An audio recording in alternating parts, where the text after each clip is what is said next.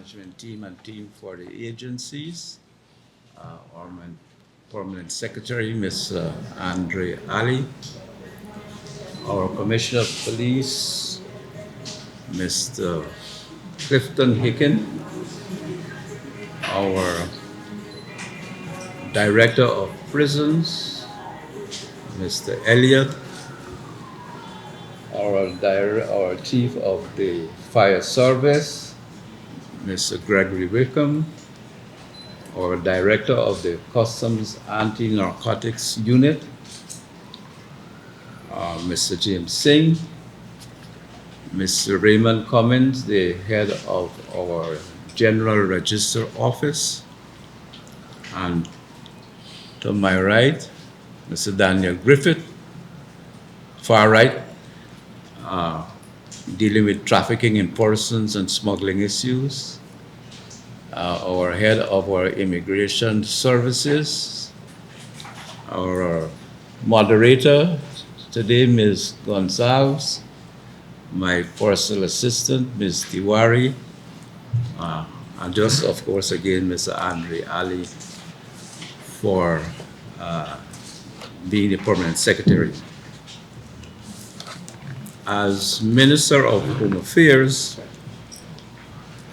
we have to point out that while we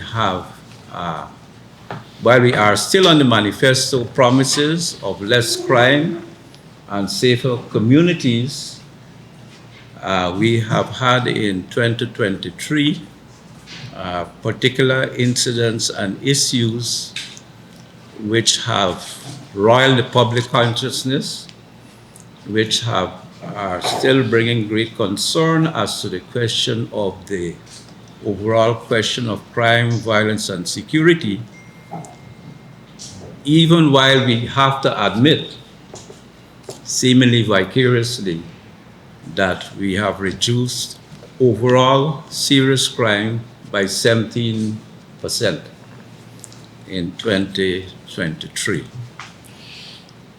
So there's less crime, but there's a problem of particular issues which are extraordinary and which give great concern for the public and also for ourselves as the Ministry of Home Affairs. The ministry is, since it was reestablished as a Ministry of Home Affairs, has been taking and has taken the position that our total mission, in concert with the manifesto promises of the PPPC in government, is to increase the peace in Guyana. We are on the trend, we are on the trajectory, and we are, even though we're coming from a difficult place, we are increasing peace in Guyana, and that is what we are about. We intend to continue on this track, this posture, and we intend to attack, to confront, to deal with those issues which are of great concern in the communities themselves, issues of drug trafficking, issues of domestic violence, issues relating to road traffic, deaths where we had an enormous increase over last year, over the previous year, 2022. Those are issues which we want to pay particular attention in the current year. The posture and the efforts of the ministry cannot occur without the public support, without the public coming on board with the messaging which we have been given out, and which admittedly we have to do more of in 2024 in relation to lessons learned.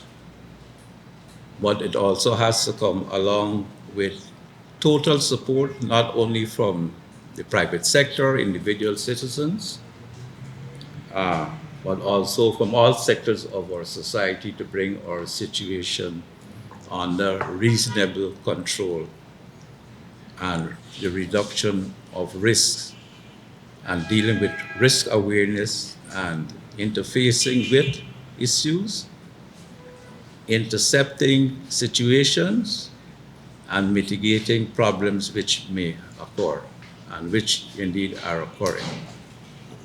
As Minister of Home Affairs, I am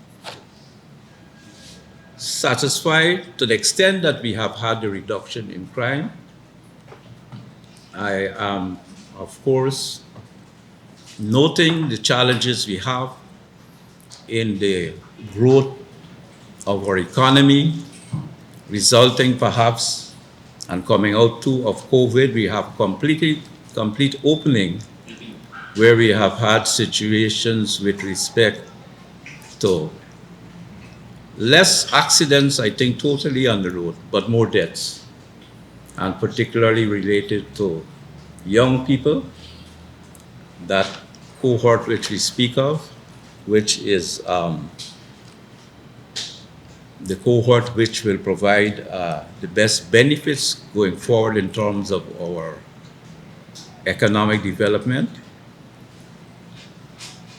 And of course, too, the issues of gun crime, murder, disorderly murder, and the questions of the improvements we have to make both in the fire service and in totally moving our posture and our engagement both with the public and with those whom we may have as our charges in the prison system in a more empathetic way, in a more respectful way, in a way where we can continue to build trust in the communities. Our Commissioner of Police, Hicken, has been working hard with communities, youth groups, youth clubs, public engagements, and something which I remember fondly from the days when I was young, gymkhanas, which always seemed to energize communities amongst positive things. And those are some of the questions and issues which we have to confront ourselves with. I want to assure the general public and yourselves too in the media, and we wish our engagement with the media, of course, will be one where we are working together to bring about the results and the image for the country in such a way that we can all be proud together in respect of the challenges we have. In the total security side, as you are aware, we have the sovereignty issues or questions which will run its course. But in the meantime, our work is cut out in respect of dealing with the migrant situation from Venezuela and from some other countries, and supporting those persons who come, making sure that they are vetted and identified for proper purposes and are supported in our communities. Unfortunately, I think the fastest growth population in the prisons are Venezuelans at the moment, momentarily, young men who get involved in things which have to be dealt with. But in totality, we need the support from everyone to get the desired results we want for our country. If I may turn to some of the questions or issues we have quickly and specifically in relation to the Guyana police force, and that is perhaps cut into the chase on the questions of the policing. The Guyana Police Force, as I said before, has achieved 17% reduction in crime totally in our country.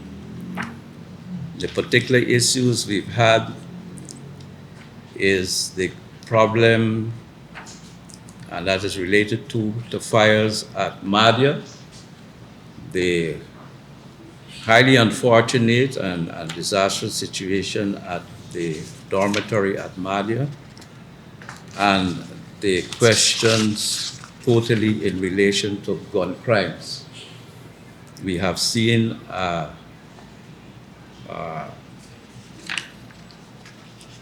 continuing issue with gun crimes.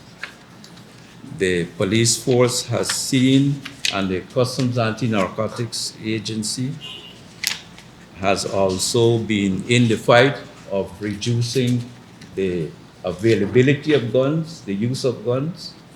There's the question of the importation of guns, and of course we need to repeat that Guyana does not make any guns and that all the guns are imported from particular countries. There are some issues of guns historically which were in the control of public security agencies, but somehow at particular times found their way into the hands of criminals. We note that we had a meeting, I think in July, in Trinidad and Tobago, where for the entire CARICOM, and this was on the instance of the Prime Minister of Trinidad and Tobago, Prime Minister Rowley, where there was a declaration from the heads that there is a declaration of a war on guns in our communities in the CARICOM states, and that there was a declaration which adopted a resort towards dealing with the issues of gun crimes in the Caribbean. Trinidad and Jamaica and Haiti, of course, and the Bahamas were fully on board with those issues and questions. But for ourselves, given the fact that we are perhaps more of a country where, as a result of our growth in the economy, and we talk about the fastest growth in our economy in the world at this time, year on year, we become perhaps a country and area, a target for criminal activities beyond gun and other crimes, money laundering and so on. And there has to be much work to be done in identifying the areas where guns may come into the country, and the fact that both the police and the CANO have been seizing guns throughout the country from various persons who may either be committing crimes, hoping to commit crimes, or protecting marijuana fields and other things. So, while there has been, in fact, the question of a reduction in robbery under arms using firearms, it is said that we have a 17.9%. We are indeed concerned about the question, the use, the availability of firearms in our country. And we have to be in accord with what CARICOM is doing in respect of this matter.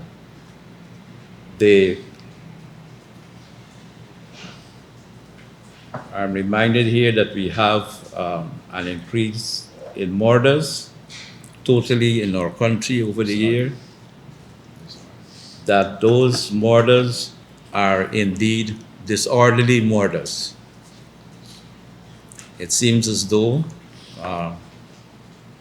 murders occur even perhaps because we don't want to separate ourselves from situations which could escalate, that perhaps men particularly have the bravado and want to engage in issues which would result in harm to people. And these disorderly murders increased, and total murders were 149. Sorry, firearm seizures were 149, but we've had an increase in what are called disorderly murders, even to the point, even now as we speak. And disorderly murders relate to either drinking and smoking, and also in relation to imbibing to such an extent that reason escapes one, and then not taking the proper measures in terms of personal safety when an argument comes up. So it includes knives and clubs and so on. Not to escape the fact that we have issues in relation to domestic violence, which ends up in particular murders in our country. So one of the things that we have to be looking at this year is paying attention to, along with the human services and other ministries, paying attention to the question of how we advise communities and persons in relation to conflict avoidance, conflict awareness, and conflict resolution without resort to violence. If I may go to questions of the Guyana Fire Service, we have made tremendous improvements in the assets of the Guyana Fire Service. We built a new fire headquarters. The elements of their operations which are at Stabroek are supposed to be moved over to the new headquarters completely. And I hope that will be finished in this first quarter, shortly, in totality. The police may indeed find use in the meantime of that building while we build a new Brickdam police station. But there has been a tremendous increase in fires in the country. The significant problem is the increase in malicious setting of fires. I won't want to speculate too much as to why this is occurring, beyond perhaps the suggestion that it has to do with more economic development, but also criminal activity, and also reckless use of, or the setting of scores between persons. We have said to the fire service that the issues in relation to the malicious setting of fires and issues in relation to arson are to be turned over and followed up completely with the Guyana Police Force. We are aware, and we have been speaking with the Ministry of Human Services in relation to the support which ought to be given to persons who are losing property and also lives in relation to fires.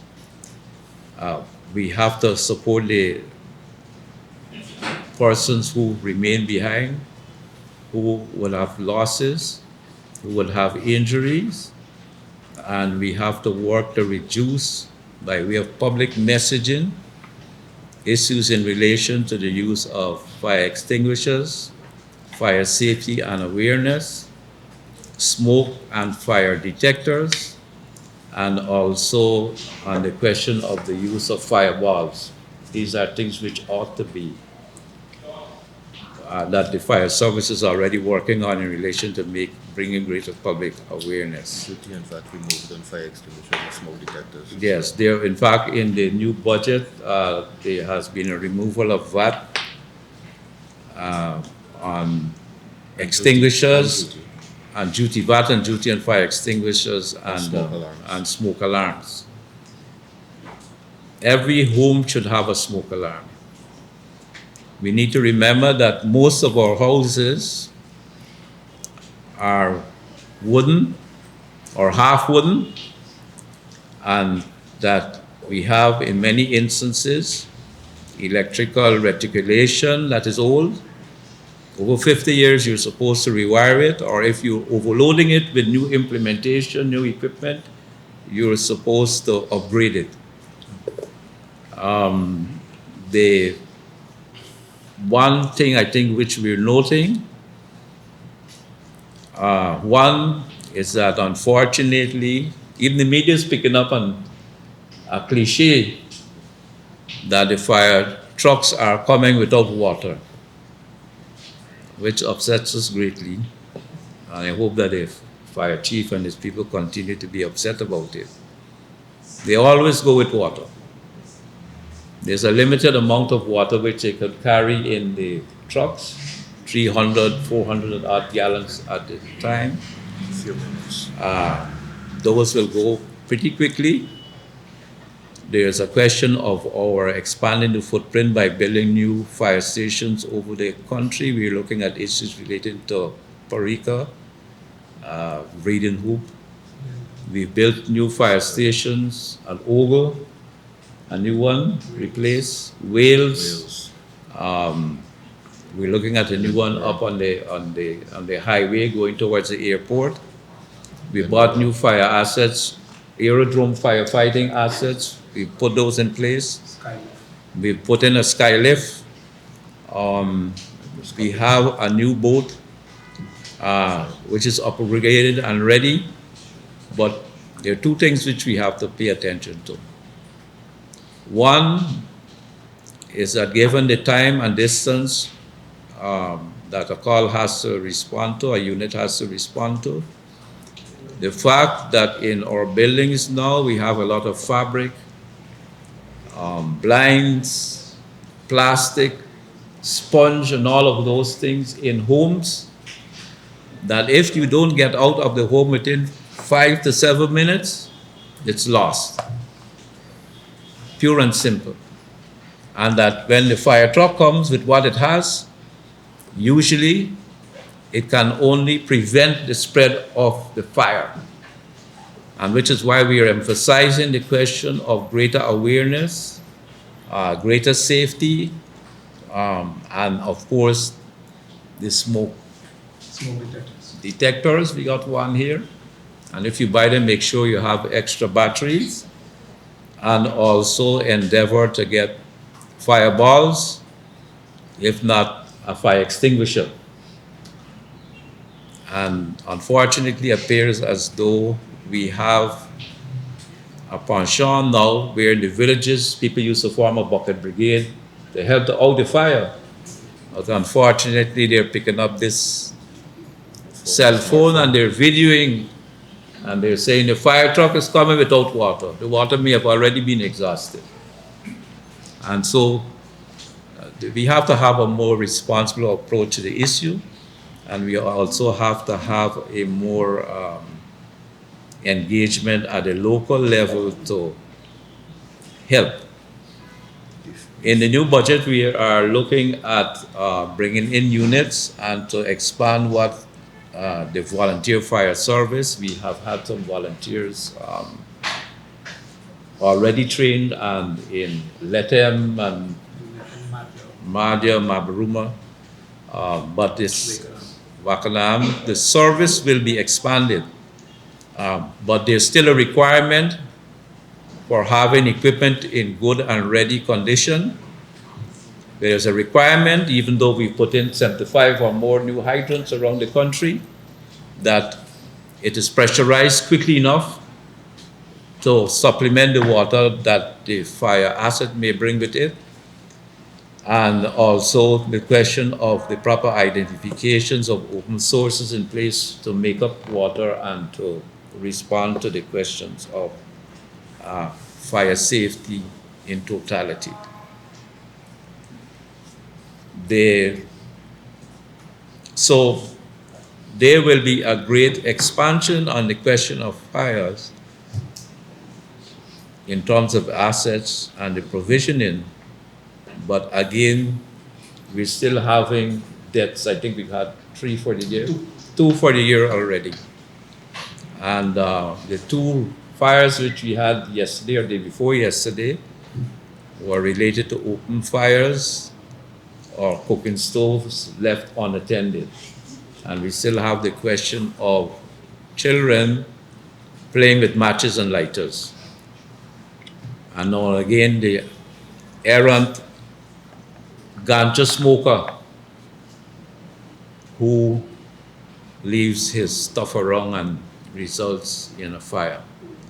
But we are indeed going to work with the insurance and other companies and those people who should have direct interest in the matter in relation to helping and supporting on the question of fire and also on the question of road traffic issues. In the Guyana Prison Service, you may be aware that we have been working hard at moving ourselves from a situation where we had people lying on the ground in sponges at Lusignan, open to the weather and all of those issues. It does not exist any longer at Lusignan. We have 2 more modules to put in place to improve the housing, safe housing of the prisoners, and also to improve at New Amsterdam. Works have started at New Amsterdam to put in new prison modules. At Lusignan itself, we're building a new prison for the ladies. I think we have 60 or 70 of those incarcerated. But we have over 2,000 men incarcerated. 2,240 this morning. The police has been working in respect of crimes and resolving issues relating to criminal activities. Their clear-up rate in totality, I think, was at 60-odd%. Yes. In terms of crime which have been committed, for some of those persons who we catch doing one thing would have done other crimes. So the clear-up rate by itself does not give the full answer to what is happening. But in the question of incarceration, at Mazaruni, we are completing the last of the module which should have been built some years ago, and that should be finished within the first quarter. At Timeri, 2, new changes will be done there in terms of incarceration. But in totality, we have said to the prison system, at New Amsterdam, yes, we are building a New Amsterdam at the moment. We have said our approach is different. We don't want prisoners beaten. We want them to be more engaged in their own self-development and self-improvement and rehabilitation. We want them to eat better. We want them to have more family visits. We are, as I said, we're building a school for the training, both in normal educational things and in vocational issues. And I think every year the prison system brings the exhibition, and it's pretty interesting for those of you who may have attended. We have the mandate that 50% of the normal things the prisoners should eat, which could be grown, that the prisoners themselves should be raising those things. And there has been improvement in terms of the raising of chickens and eggs and greens, whether it's Bohora and Pak Chai and all of those things. In fact, it's very enlivening, very heartful to go and see the attitude that the prisoners are developing, the pride they show when they exhibit their products and when they're engaged on what they're doing and what their ambition is going forward. In relation to realizing their ambitions, we have started what we call the Fresh Start Initiative, where a person found suitable is given the resources to start a small business, whether it's weeding or carpentry or electricity. We gave them the tools to start up when they leave the prison, so they don't go skating on the road. They're unable to feed their families. They're unable to look after themselves. They could get into doing something which brings in money and not being too dependent on people and maybe falling off again and being recidivists in the prison system.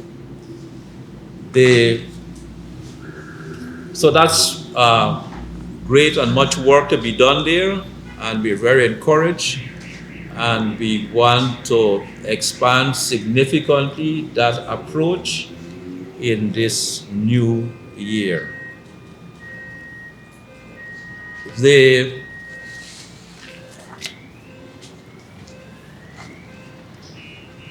I may not have said much about the development in infrastructure of the ministries, agencies. There's a long list we have of the projects that we intend to do or were completed. A few were rollovers, but say just for the Guyana Police Force, the capital projects, we have done a command operations center for Region 2. We've done a new police station in Bambadai at Rose Hall. We've done, and you may see it, infrastructure works at Providence Police Station. We've upgraded, at the instance of the Commissioner of Police, the Tactical Services Drill Square, the rehabilitation of the headquarters compound, the infrastructure works for a command center in Region 5,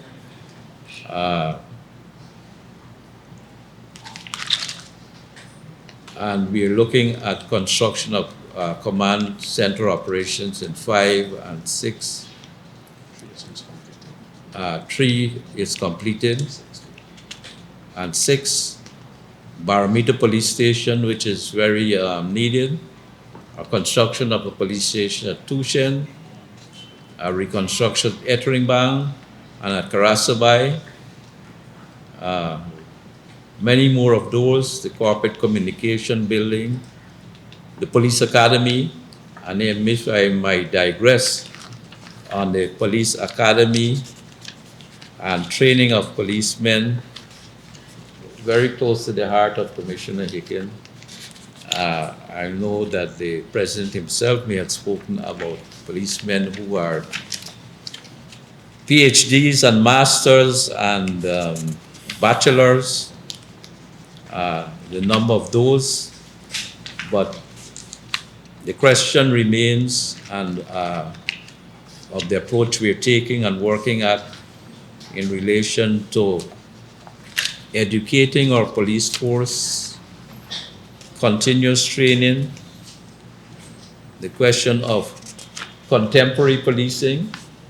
We are faced with new challenges, again, with respect to our new positioning in terms of income and money and economic activity, the types and shapes of crime that we are faced with, money laundering, cybercrime, uh, financial crimes, uh,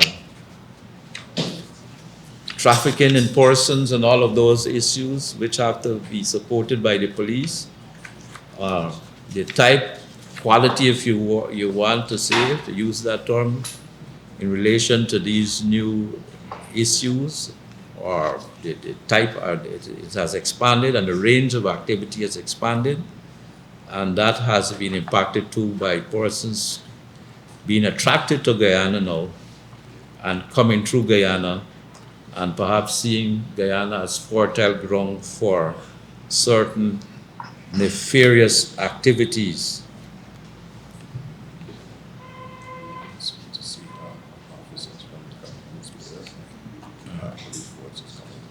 They, I know today that they were showing in the newspapers the continuation of junior officers training. They are training courses which we are doing and have done in India, in China, in the RSS system in the Caribbean itself. But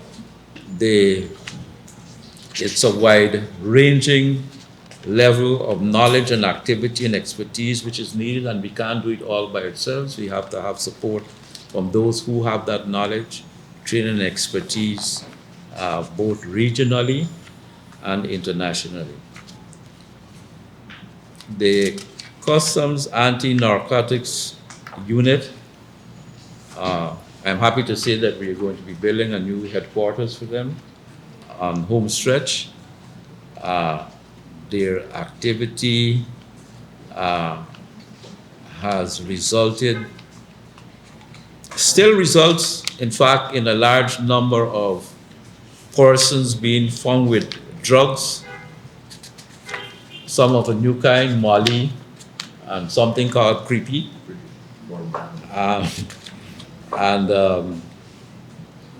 We have had, I think, a significant change in what is happening in our natural space in respect of drug issues.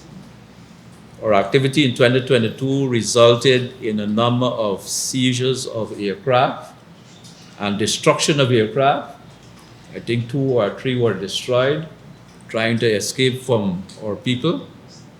The result has been, I think, is that we have not had, insofar as we were aware, as in 2022, of landings by aircraft in our country.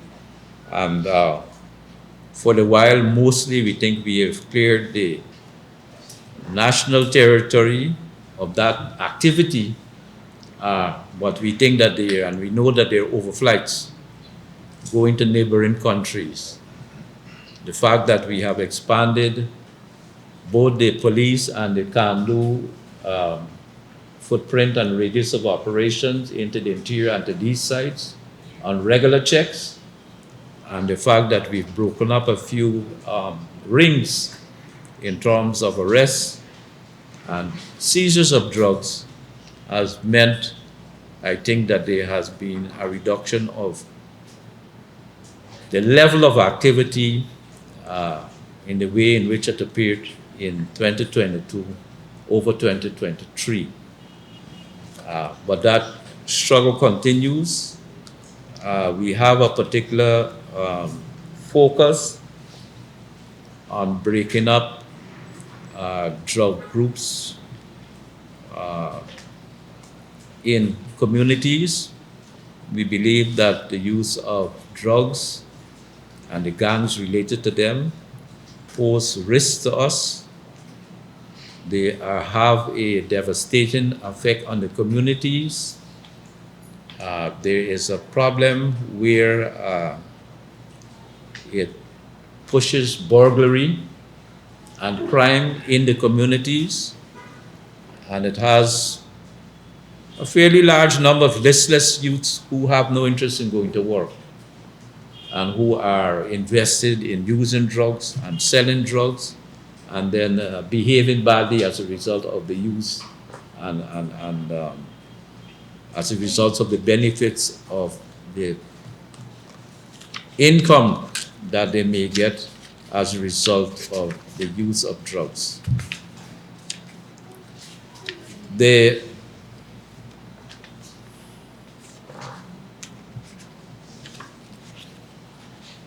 revenue, the Guyana Register's Office has been pretty activist in terms of facilitating the giving out of certificates, the birth certificates, the replacement certificates, of which we seem to want a large amount of those. The number of birth registrations I see increased 161,937, while deaths total 46,760. There were 20,131 marriage registrations, and I think we want to encourage more of that, marriages. We had the extraordinary result at Barometer, where I think the GRO did a special outreach and married some 25 persons, or couples, sorry, 25 couples at one little location. And that spoke to or being able to reach out to remote communities where they may not have the services, or where they may have the interest but don't have the ability to come to Georgetown or wherever, or where the religious or other persons there who may not have gotten up to speed in terms of dealing with that issue, but they have been going out and doing these registrations, marriages, and other things, which brings a new face, a new issue, a new question as the people getting their documentation, particularly in remote and indigenous communities. The immigration services is a particularly activist area. Immigration support services, Ms. Davis, they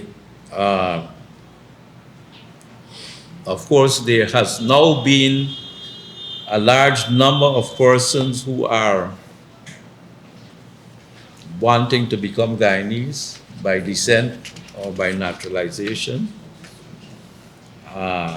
There are a large number of people who have to get updates and upgrades in relation to documentation which they have. We have seen issues relating to the persons who in the past were passing through Guyana and being given visas and so on to come to Guyana, but were no longer here. We have gotten a strong hold on that issue, and I think we've cleaned up issue relating to the smuggling and trafficking of persons who came to Guyana on a visa and then disappeared. We have had questions raised to us from Brazil and other neighboring countries on this question. But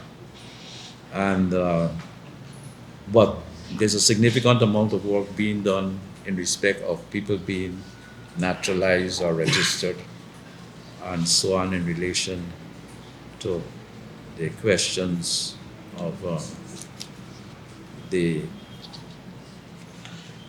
coming to Guyana for whatever reasons, whether those reasons are valid, and whether you're coming to Guyana to stay or whether you're moving on and then creating problems for us in relation to the responses we get from neighboring countries, but also the question of the safety of those persons who are coming through Guyana and then ending up in serious trouble in other places. The issues of trafficking and smuggling of persons and the things related to that, we have still managed and maybe I should say easily managed, to retain Tier 1 in the U.S. State Department's issues in relation to questions of trafficking in persons. Mr. Griffith heads up that area.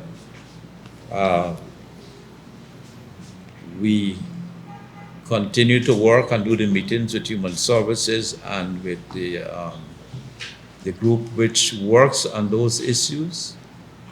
We have to pay particular attention to it because there is a question of the putting women and children at risk, but also men at risk in relation to the questions of trafficking and smuggling of persons. So, ladies and gentlemen of the media, I hold the view still that the exposure and the way of reporting of issues relating to crime and violence and security could be more positively impacted by reporting which is fact-based, and also by reporting which has an awareness of avoiding unnecessarily sensitization or sensitization. We think sometimes, and of course we know that we're challenged by the question of social media, and everybody could almost become a reporter with their assets, that sometimes issues are reported and are taken on board which are not properly expressed, which do not rely on proper information, which are not confirmed or fact-checked, and information put out in a way which doesn't help.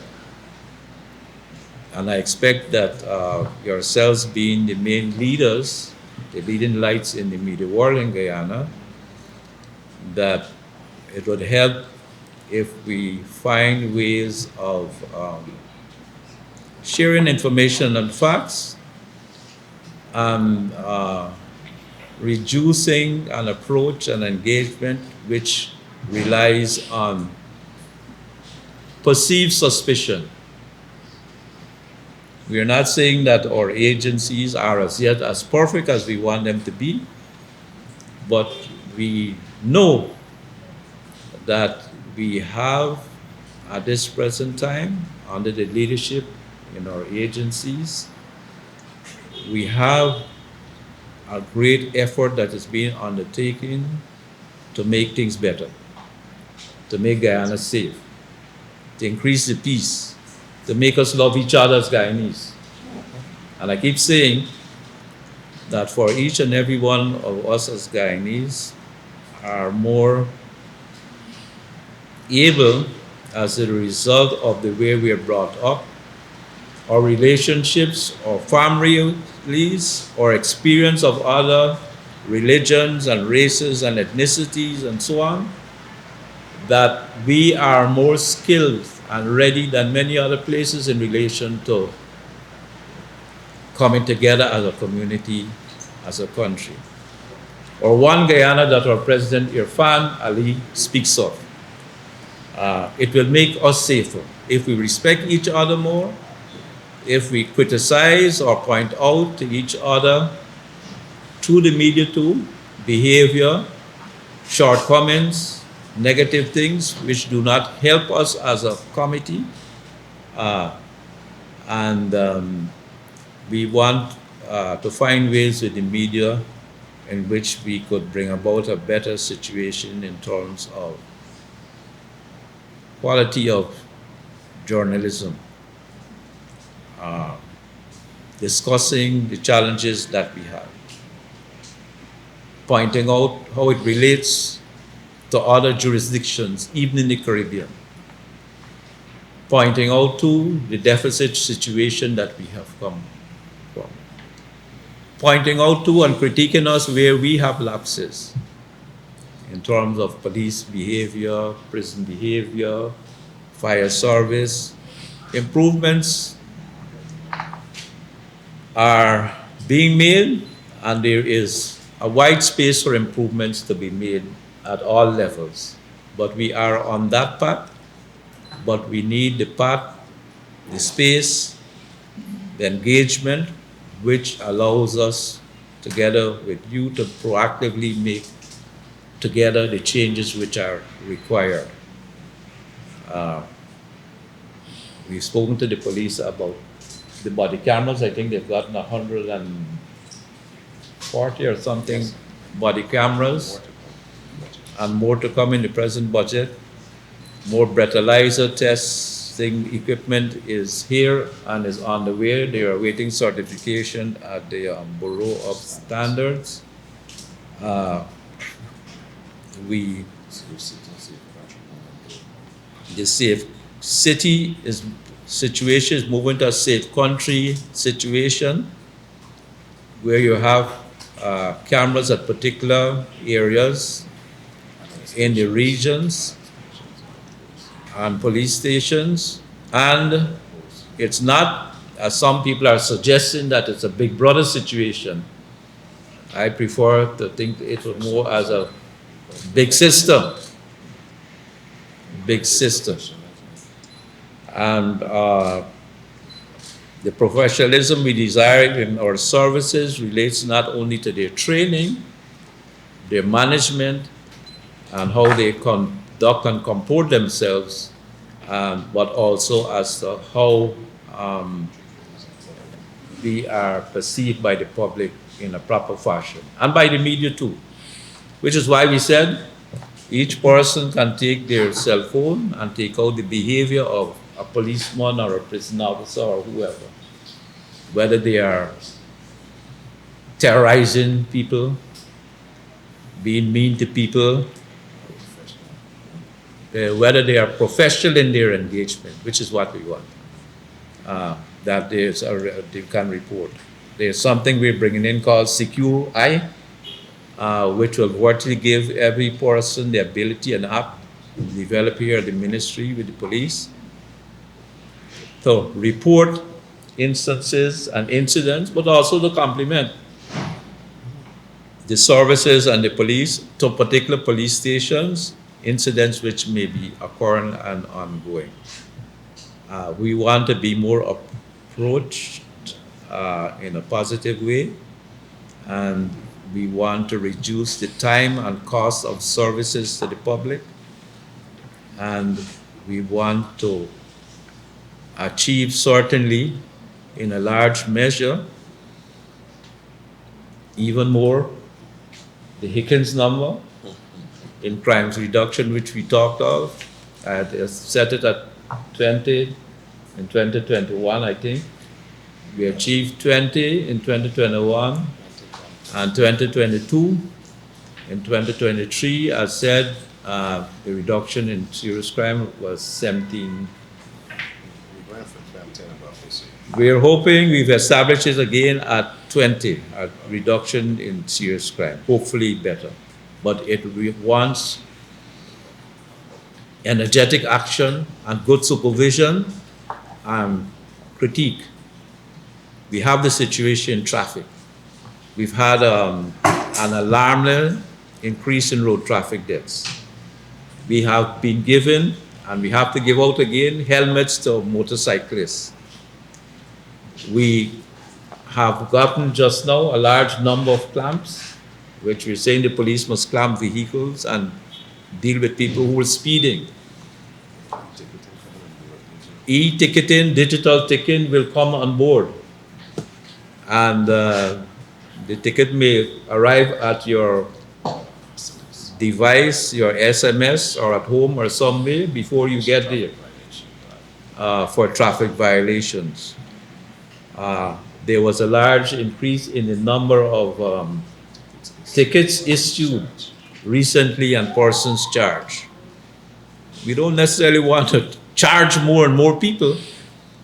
We want people to modify their behavior and to do things which will protect them and protect each other.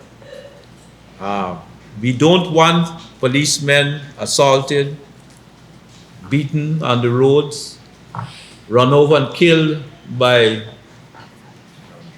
errant drivers. We don't want persons run over or getting into accidents without being the cause of it themselves. We want to be able to point out and have people point out persons, minibus operators, taxi operators, and others who are doing unsafe things on the road. We are aware that with the development trusts and pressures that are upon us, that there's a large movement of construction materials on our roadway, that it impedes the traffic, that flow, that we are on the path still of making up the gap in terms of the infrastructure for the roadways, but people are required to leave early, to arrive safely in time, without the stress and worry of being involved in an accident, while the infrastructure comes in place and while the police and others are responding to the overall questions and issues relating to traffic management and the management of issues relating to crime. So we need your help. We want to engage with you in respect to these matters in totality. We don't mind your critique, but it has to be, as I said, fact-based, and sometimes it has to rely on questions of patience and understanding. We have, I think, a particular psychological and psychosis in terms of how we respond to issues at the personal level in terms of crime and violence, disorderly murder. We sometimes want to beat someone's brains out if you curse your mother. Too many of us are disrespectful of our women. We want to cavort and behave badly in public spaces just across there in relation to drinking and driving and being disrespectful to women and so on in public spaces. We have to get the public transport operators to be self-regulating, that they have to have their own rules and that they have to resort a punishment system in respect of managing their own people. But we are looking hard at questions of increasing the fines for road traffic violations, speeding and other things. The questions of if you are allowed to go and operate another vehicle, if you are already in an accident with one as a public transport operator, and the questions of the conductors, and how they move from one to the other, and all of those issues. And retraining or rechecking to see if persons sometimes are particularly off the speed in terms of how they operate a vehicle.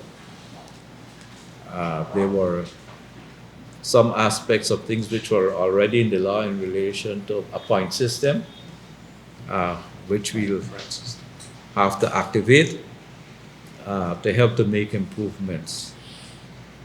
But I want to point out again, in respect of road traffic issues and the deaths, there is a particular cohort of young people, men, not women, who are dying on our roads in avoidable situations. The use of a helmet, speeding, how you use the motorbike or even the car.